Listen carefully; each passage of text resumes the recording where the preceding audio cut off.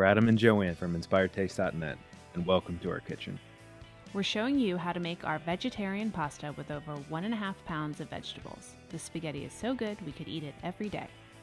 Start with prepping the vegetables. We need chopped onion, zucchini, yellow squash, or more zucchini, and garlic.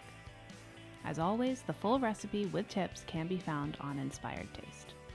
Heat oil in a large wide skillet over medium heat. Add the chopped onion and cook until translucent. Add the zucchini, yellow squash, and then follow up with garlic, oregano, red pepper flakes, and a pinch of salt. Cook until the zucchini is soft but still has a bit of crunch. Stir in some tomato paste and cook another minute or so. As this happens, chop some roasted red peppers. You can roast your own or use jarred. To finish the sauce, stir in the chopped red peppers and a can of tomatoes. These are whole tomatoes. We also add mushroom powder, which is optional, but we love it. It adds so much flavor. Definitely check Inspired Taste for tips, where to buy it, and how to make it yourself.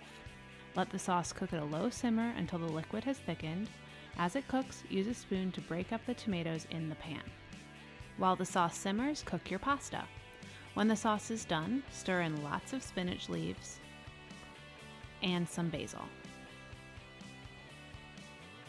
As always, the full recipe with tips can be found on Inspired Taste.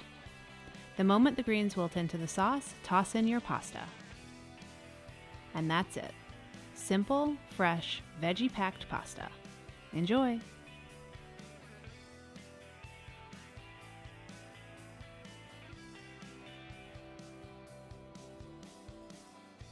Thanks for watching. If you love this video, we have lots more. Make sure you subscribe to our YouTube channel and say hi on Facebook, Twitter, or Instagram. We're at Inspired Taste.